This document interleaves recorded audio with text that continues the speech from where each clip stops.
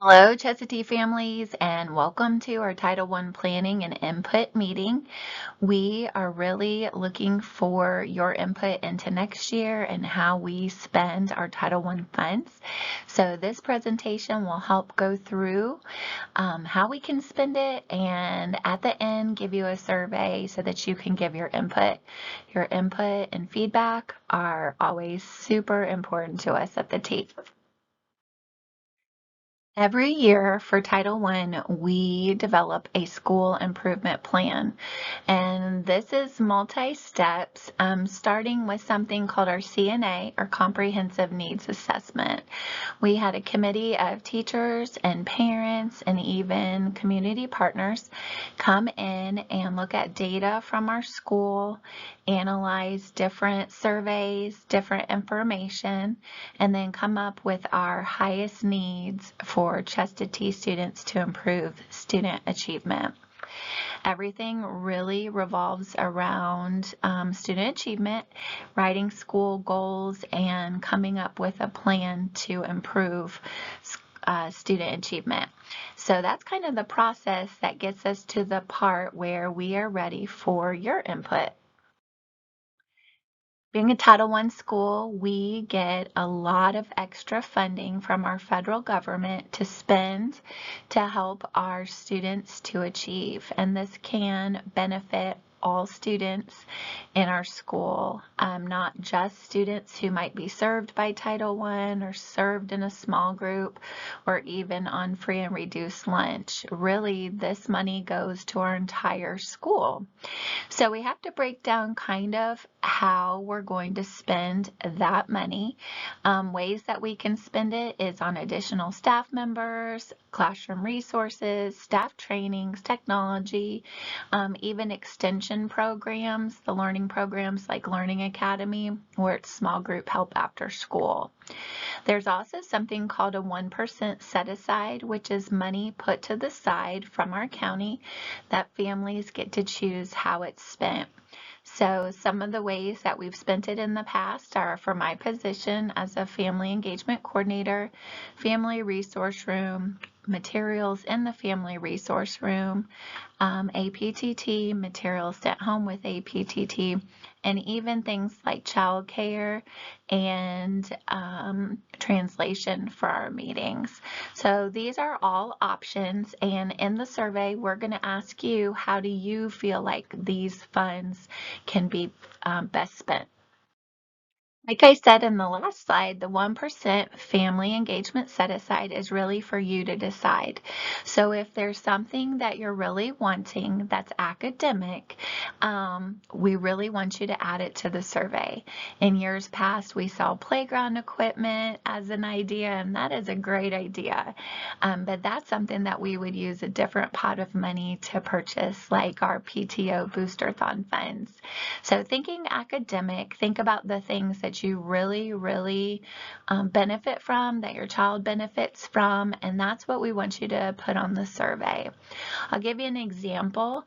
A couple years ago, a lot of our families said we would really like a workbook for summer learning. That way we sit down, we have our kids do a couple of pages before they get technology time or go outside or play, go to the pool, and then every day they would start with those pages and then the parent might check them. So that was an idea that came straight from families on something that they wanted, and it was something that we were able to implement. So if you have other good ideas, please put them on the survey. If you've been at Chestatee, you have seen our school family compact. This is an agreement between the school, the family, and the student on how we're going to help improve student achievement and help students succeed. So it is a piece of paper with ways that the school will communicate, goals, how to find resources, and things that the student can do, the family will do, and the school will do to ensure academic success. Sometimes people will say this language isn't totally clear, and a lot of times it's in order to be compliant with Title I, we have to include some things. So you may give feedback on something and you'll see that it doesn't change, and usually it's because of that compliance piece. But we really do want you to put your ideas down on things that could be changed on the compact. Here is a draft of our compact. It looks very similar to last year. However, we will be changing the goals for the school. The district's goals will change, and then our focus of learning might change based on what teachers and families see as a need. So take a look at that, and if you look at that link, you will see that you can check out all of the compacts, or you can check out the compacts for your child's grade level. Our family engagement policy is kind of similar to the compact, but it is multi-page piece of paper that outlines how the school is going to involve our families, engage our families, and work together to meet that student success and achievement. And you'll see that we have a family engagement policy for our school, but there's also one for the district. So every year in the fall, we will put this out and we'll share it at our annual meeting. So right now it's time to take a look at that policy and just give feedback if you see anything that needs to be changed. Here's what our policy looks like. You can see it's very colorful. And then if you click on that link, you'll be able to see the proposed policy for next year. At this time, we have not included the dates for all of our family engagement functions, but those will come later in the year. On both the compact and the policy, we will be adding our goals. And these, again, proposed goals that we have looked at the data and thought that these are areas that we really need to address. And those are areas where we're probably going to want to allocate the most funding from our Title I funds. So right now we are looking at improving our reading. Always a goal. Can always get better at reading, improving our math, also always a goal. But then this year we've also added in science and really working on things to help our science scores on the milestones. But by doing that for all grade levels, we feel like we will see a big improvement in years to come with all our students in science. So those are our proposed goals, and then our district is also working on goals for them. In order to meet the goals that we have established as a school, it's important to come up with some action steps.